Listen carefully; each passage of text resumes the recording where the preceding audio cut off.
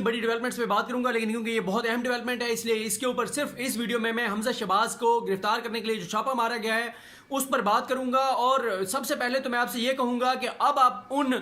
Anchors سے، ان صحافیوں سے، ان تجزیہ کاروں سے، ان پنڈتوں سے پوچھئے کہ جو یہ بار بار کہہ رہے تھے کہ این آر او ہونے جا رہا ہے، ڈیل ہونے جا رہی ہے، بلکہ یہاں تک خبریں پھیلائی گئیں کہ حمزہ شہباز کو وزیر اعلیٰ پنجاب بنایا جا رہا ہے اور وفاق میں جو ہے وہ عمران خان کو ہٹا کر اور پیپلز پارٹی کو لانے کی کوشش کی جا رہی ہے۔ کبھی کہا گیا کہ عمران خان اور فوج کے تعلقات آپس میں خراب ہو گئے ہیں، اس لیے فوج کہہ رہی ہے کہ وہی نون لیگ ٹھیک تھی، پیپلز پارٹی ٹھیک تھی، عمران خان کو لانے کا تجربہ ناکام ہو گیا ہے۔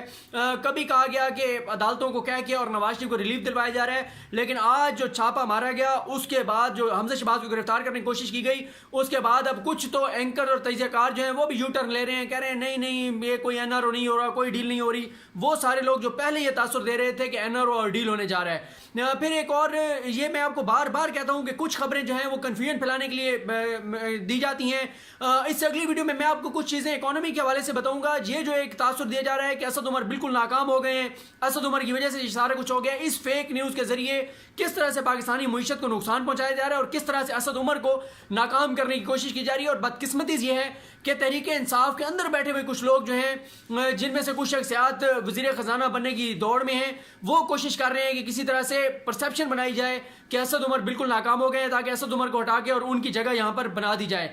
پھر ایک اور جو آج حمزہ شہباز کی گرفتاری کے حوالے سے غلط بیانی کی جاتی رہی وہ یہ تھی کہ حمزہ شہباز کو بلایا نہیں گیا اور بلائے بغیر جو ہے اس کی گرفتاری کے لیے آگے نیب نے ان کو طلب کیا تھا، وہ نیب کے سامنے پیش نہیں ہوئے۔ پھر جو دوسری کنفیوژن پھیلائی گئی، جو غلط بیانی کی گئی وہ یہ تھی کہ نیب جب وہاں پہ گرفتار کرنے کے لیے گئی تو نیب کے پاس وارنٹ نہیں تھے۔ یہ دنیا نیوز کے جو بیورو چیف صاحب ہیں وہ بھی چیخ چیخ کے کہہ رہے تھے دنیا نیوز پر کہ جی نیب والے کہتے ہیں کہ ہمیں اوپر سے حکم آیا ہے، نیب کے پاس تو ڈاکومنٹس نہیں تھے، نیب کے پاس جو ہے وہ وارنٹ گرفتاری نہیں تھے۔ نیب کیسے اتنا بڑا بلنڈر کر سکتی ہے کہ شہباز شریف کے گھر جائے چھاپا مارنے اور حمزہ شہباز کو گرفتار کرنا مقصد ہو اور وارنٹ نہ لے کر جائے؟ یہ اس چیز سمجھ سے بالاتر ہے، لیکن یہ بھی خبر دی جاتی رہی۔ پھر ایک اور جو کنفیوژن اور چیز کی گئی وہ یہ ہے کہ حمزہ شہباز کے حوالے سے جو لاہور ہائی کورٹ نے حکم دے رکھا ہے کہ حمزہ شہباز کو اگر آپ نے گرفتار کرنا ہے تو 10 دن پہلے آپ ان کو نوٹس جاری کریں گے، کیونکہ اس وقت لاہور ہائی کورٹ سے ہر